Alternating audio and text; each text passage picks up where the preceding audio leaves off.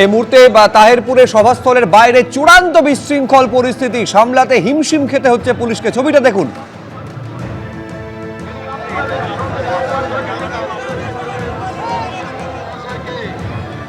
আমি আহ্বান জানাচ্ছি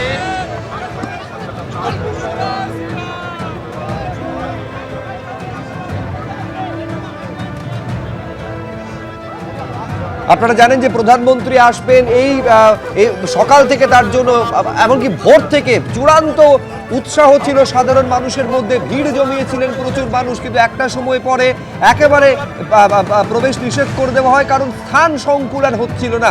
আর এরই মধ্যে খবর পাওয়া যাচ্ছে যে প্রধানমন্ত্রী তিনি সম্ভবত কলকাতা বিমানবন্দর থেকে ভার্চুয়ালি সভা করতে পারেন, তার কারণ ঘন কুয়াশার জন্য তার বিমান বা তার যে বিশেষ চপার সেটা তাহেরপুর হেলিপ্যাডে নামতেই পারেনি, সেখান থেকে আবার তা ফিরে গিয়েছে কলকাতা বিমানবন্দরে। এই অবস্থায় একটা চূড়ান্ত বিশৃঙ্খলার ছবি দেখা যাচ্ছে নেতাজি পার্কের যে সভাস্থল তার বাইরে। কেউ কেউ ব্যারিকেড ডিঙিয়ে ভেতরে ঢোকার চেষ্টা করছেন, ফলে এইরকম একটা পরিস্থিতি সামলাতে হিমশিম খেতে হচ্ছে পুলিশকে।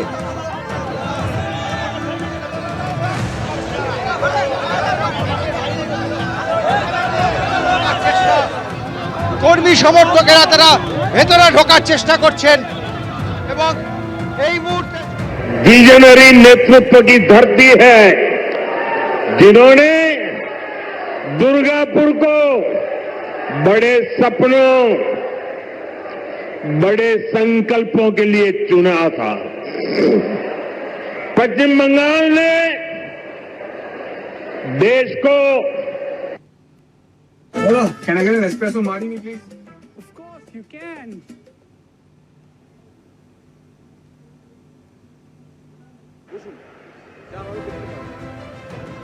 দেখতে পাচ্ছেন এইটা হচ্ছে সভাস্থল যেখানে প্রধানমন্ত্রীর আসার কথা ছিল, কিন্তু ঘন কুয়াশার কারণে, আবহাওয়ার প্রতিকূলতার কারণে প্রধানমন্ত্রীর চপার তাহেরপুরে এসেও তা ফিরে যায়, নামতে পারেনি এবং তা ফিরে যায় কলকাতা বিমানবন্দরে, যেখান থেকে ভার্চুয়ালি সভা করতে পারেন, ভার্চুয়ালি তার বক্তব্য প্রধানমন্ত্রী রাখতে পারেন, এইরকম একটা সম্ভাবনা তৈরি হয়েছে।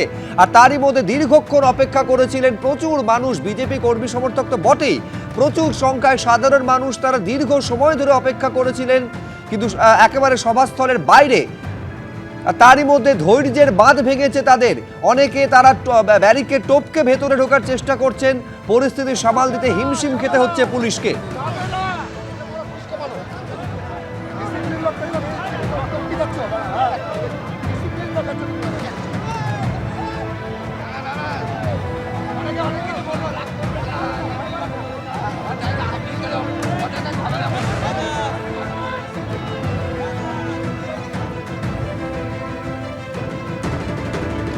এই যে সভাস্থলের ছবি আপনারা দেখতে পাচ্ছেন, এখানে ইতিমধ্যে বক্তব্য রেখেছেন সুকান্ত মজুমদার, বিরোধী দলনেতা শুভেন্দু অধিকারী থেকে শুরু করে বিজেপি রাজ্য সভাপতি। আর তারই মধ্যে এইটা সভাস্থলের ভেতরের যখন ছবি, তখন সভাস্থলের বাইরে চূড়ান্ত বিশৃঙ্খলা।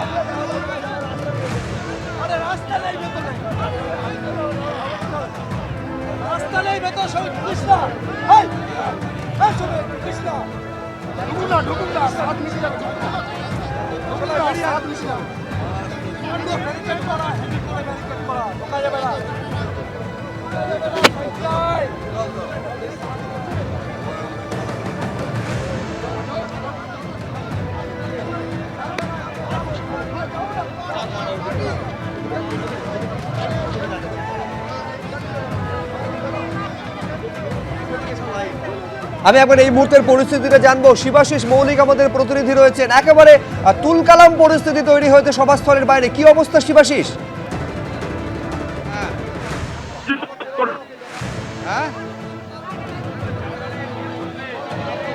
দেখো এই মুহূর্তে কিন্তু এই হচ্ছে অবস্থা।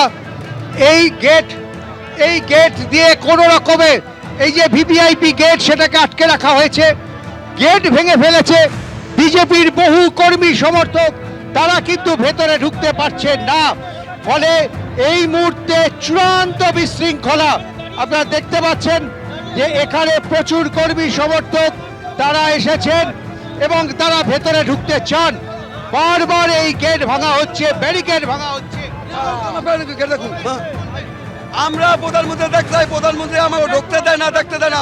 এই জায়গায় পুলিশ গেড়ে গেড়ে আটকে রাখছে, আরো উৎপাদ করে মারি দেয়। আমরা এখন শুনতে চাই না গো। দেখো এখানে কিন্তু এই মুহূর্তে আমরা যেখানে দাঁড়িয়ে রয়েছি, পুলিশ রয়েছে, আইপিএস অফিসাররা রয়েছেন, কিন্তু কার্যত এই রাস্তা, এই যে ব্যারিকেড, এই ব্যারিকেড বারবার ভেঙে পড়ার মতন পুলিশ কোনো রকমে সামলাচ্ছে, এবং এই যে মূল গেটটা রয়েছে সেটাও দেখুন নড়চড় করছে। এই গেট যদি ভেঙে পড়ে তাহলে কিন্তু যে কোনো সময় বড় কোনো দুর্ঘটনা ঘটতে পারে। এখানে আমরা দেখতে পাচ্ছি যখন চূড়ান্ত বিশৃঙ্খলা, বিজেপির রাজ্য নেতৃত্বের একজনেরও এখনো পর্যন্ত কিন্তু দেখা যায়নি এই গেটে। শান্তনু ঠাকুর একবার এসেছিলেন, কিন্তু তারপর তিনি চলে যান। এই ভিড় সামাল দেওয়ার জন্য এই মুহূর্তে কিন্তু রাজ্য নেতৃত্বের শীর্ষ নেতৃত্ব তারা গেটে এসে এই কর্মীদেরকে বোঝালে হয়তো বা কিছুটা শান্ত করা যেত। কি বলবেন আপনি? আমি বলছি, আমিও দিল্লি থেকে এসেছি। এই যে রাজ্য কমিটি যেভাবে এটাকে ঠিক করেছে, কিন্তু যে মাঠের সাইজ তার থেকে ওভার ক্রাউডেড হয়েছে, যার জন্য প্রশাসনকে আমরা অনুরোধ করব যে এটাকে ঠিকঠাক মতো সামলিয়ে রাখুক।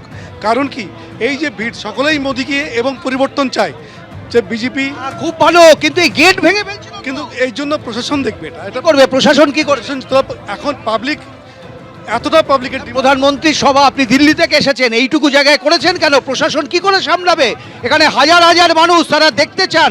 এদিকে বলছে প্রধানমন্ত্রী, সকলের প্রধানমন্ত্রী, এই নাকি খালি কলকাতার বুকেই করতে হবে, সমস্ত গ্রামে গঞ্জেও করতে হবে। খুব ভালো, কিন্তু বড় মাঠ তো আছে। আপনি এই মাঠে এনে প্রধানমন্ত্রীকে, এই মুহূর্তে যা পরিস্থিতি, যে কোনো মুহূর্তে তো মানুষ মরে যাবেন, যে কোনো মুহূর্তে স্ট্যাম্পেড হবে। তার একমাত্র কারণ হচ্ছে বাংলার লোক যেভাবে, আপনাদের এস্টিমেট ছিল না যে প্রধানমন্ত্রীকে দেখতে কত মানুষ আসতে পারেন? দেখতে নয়, প্রধানমন্ত্রীকে চাই মানুষের, যে তাই তো, কিন্তু কত মানুষ আসতে পারেন সেই ব্যাপারে আপনাদের কোনো ধারণা ছিল না? নিশ্চয়ই ছিল, কিন্তু আমরা এস্টিমেটেড এটা করেছিলাম যে এর মধ্যে হয়েছে, যতটা ভেবেছি তার ডবল লোক এসেছে।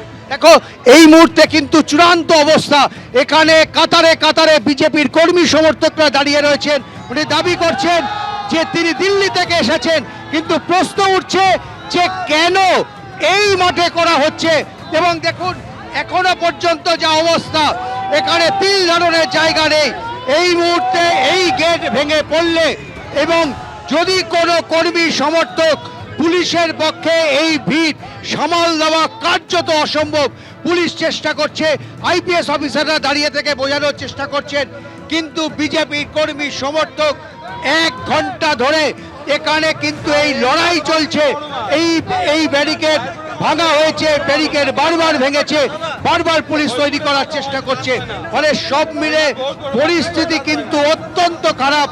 প্রশাসন তারা চেষ্টা করছেন, কিন্তু রাজ্য বিজেপি নেতৃত্ব হয় তারা বুঝতে পারেননি এত মানুষ প্রধানমন্ত্রীকে দেখতে আসতে পারেন, আর না হলে তারা যে জায়গাটা বেজেছেন সেই জায়গাটা প্রধানমন্ত্রী সবার জন্য মোটেই যোগ্য জায়গা ছিল না। একেবারে উজ্জ্বল, তুমি আমাদের সঙ্গে থাকো। উজ্জ্বল মুখোপাধ্যায় আমাদের প্রতিনিধির সঙ্গে কথা বলছিলাম, এবং আমি এইখানে একবার দর্শকদের দেখাতে চাইবো যে সাধারণ মানুষ যারা প্রধানমন্ত্রীকে দেখার জন্য এসেছেন তাদের ক্ষোভের জায়গাটা কোথায়, কি বলছেন তারা?